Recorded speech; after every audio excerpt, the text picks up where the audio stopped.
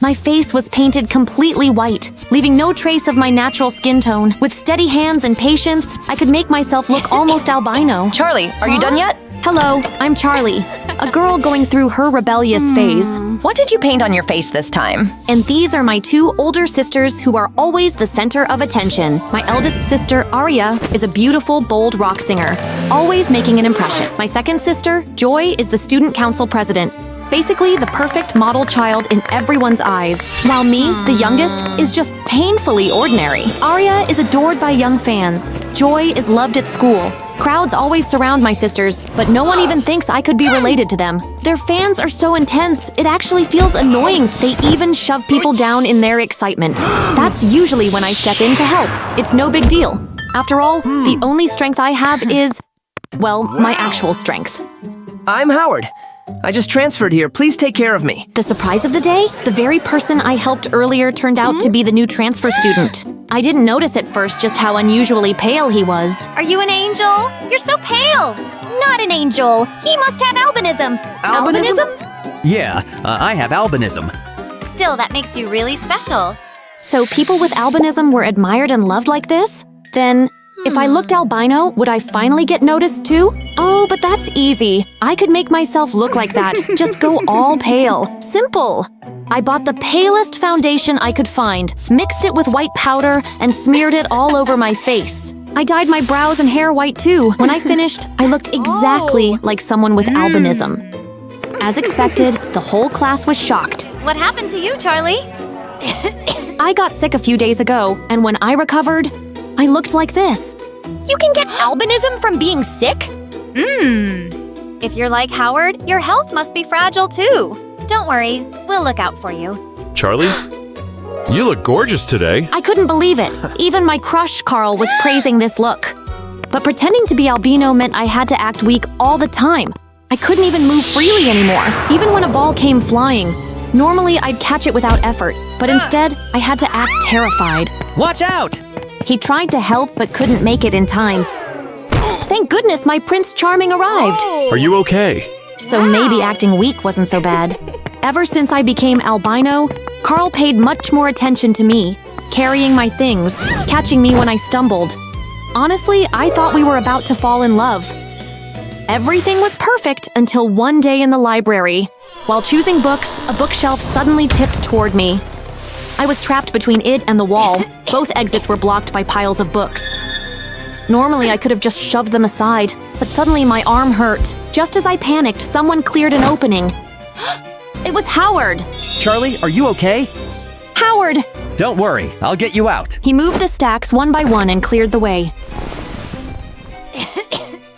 Good thing you were here, but you're albino too, and still stronger than me? Stop! I know you're lying. He exposed me right there. Worse, our conversation was somehow broadcast through the school speakers. I know you're lying. You're not really albino, are you? What are you saying? Of course I am. I look like this. You've been faking it, pretending to have albinism. I know that for sure because it's albinism. It can't just happen after an illness. You should stop this. What do you know? This is the only way I get noticed. Don't even think about stopping me. The real you was already good enough. I stormed away furious. But soon, the reactions from everyone at school confused me even more. Liar! What do you mean? You're not albino. My conversation with Howard had been leaked. When? How? Liar! Fake! Everyone started coming at me, hurling accusations. I had been exposed. I couldn't stay here any longer. Terrified, I ran into the bathroom. Charlie, you're in there, right? Why are you crying? Didn't you hear what everyone's saying? Yeah, I heard. So what? I can give you exactly what you want, if you come with me. Could Carl give me what I want? I wasn't sure if I could trust him. But with no choice left, I followed Carl. He took me to an abandoned building. Where is this? Looks like some old lab. This is my family's laboratory. We've successfully experimented on making normal people look like they have albinism. Isn't that what you've always wanted? I've never heard of this on the news. And it's damp and creepy here. I wanted to leave, but I got lost in the maze of hallways. I accidentally knocked over a cloth covering a shelf. Behind it were mice in all sorts of strange colors. Failed experiments. Why, you've never heard of this? Because the project was banned after catastrophic failure. Now that I'd discovered his secret, Carl dropped the act. His true, terrifying side emerged. He was about to attack me, but a sudden crash interrupted him. What are you doing? Howard had come to save me. Another mouse walking right into the trap. Howard was fragile compared to normal people. I knew Carl could easily overpower him. Howard! A weak little guy. But I couldn't let him get hurt. Enough pretending. I dropped the weak act, rushed forward, and fought with everything I had. No! Wow! Thank goodness, I managed to knock his guard down. Let's go! You won't escape me. But before he could strike again, the police arrived. Good thing I called them before coming here. I was so reckless and caused such a mess. It's okay. Wanting to express yourself is normal, but you don't need to change who you are. Honestly, when you punched that guy to protect me, you looked amazing. Howard was right. Oh. Maybe the only time I truly shine is when I embrace my own strength. That was my best friend. But suddenly that person pressed a cross against her. That light, it burned her from the inside. She vanished before my eyes, dissolved into nothingness. I am Ophelia, a vampire, and that wasn't an ordinary dream. It was a warning. I knew I had to check. I rushed straight to the sanctuary chamber. Each lamp there represents a different vampire's life. I found Freya's lamp. It was off. I couldn't help but feel scared when I knew something had happened to Freya, but I couldn't let her light go out without an explanation like that. To find her, I had to retrace her last known location, her human school. The scent of humans here, it's unbearable. Still, vampires blending in with humans is not hard. Our appearances aren't so different. If it weren't for Freya, I wouldn't even step foot into this hormone-filled place. But the moment I tried to play the friendly student, a human accidentally bumped into us. Of course, I had to act normal, help pick up his dropped items. But wait, the keychain hanging from his backpack was identical to the pendant Freya and I shared. Where did you get that? It's from my girlfriend. No doubt, this was the token Freya and I wore. That human introduced himself as Taylor, Freya's boyfriend. If Freya's in danger in the human world, he had to be involved. Yet seeing his reaction, he doesn't even know Freya is gone. I know nothing about Freya's life in this world, but he does. I'll take the bet. Whatever happened to Freya, we'll uncover the truth. My first plan, a seance. I need something of Freya's. The more emotionally valuable, the stronger the connection. Taylor cooperated unexpectedly. He went back to his room.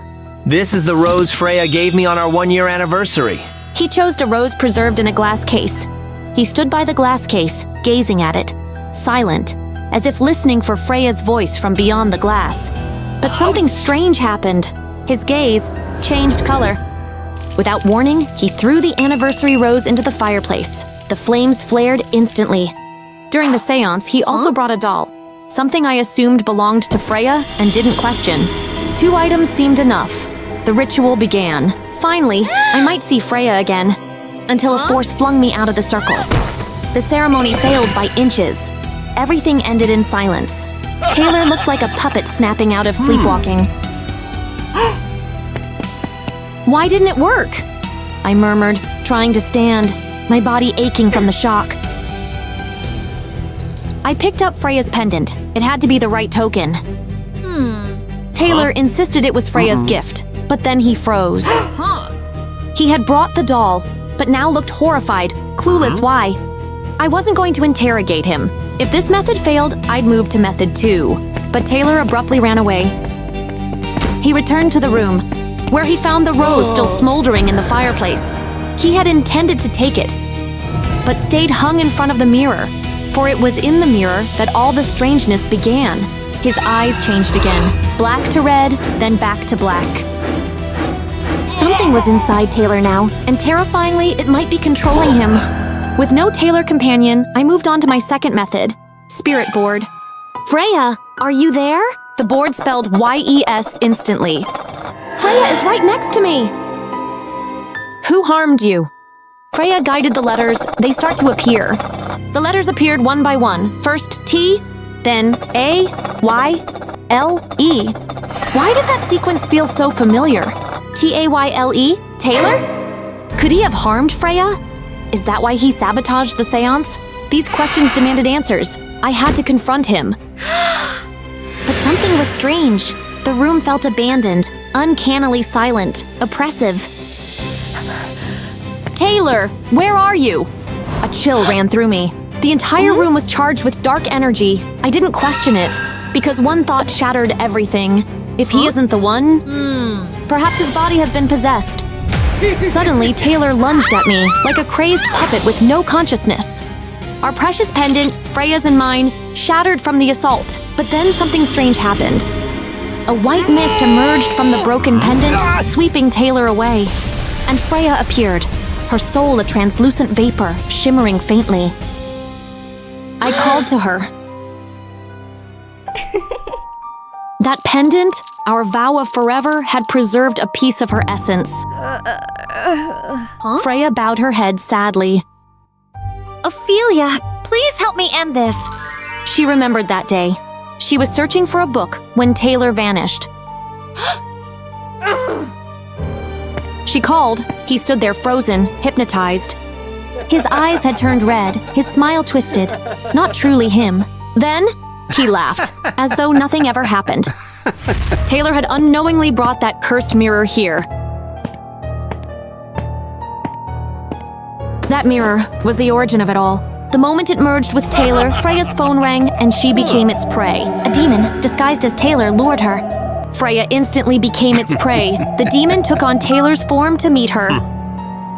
In that moment, she stood here, beautiful, innocent, full of trust. But what stepped out was no longer the man she once loved.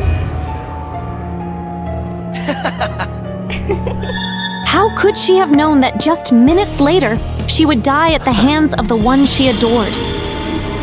Freya was the first victim, but she was never meant to be the last. We couldn't let that demon use Taylor's body to escape justice.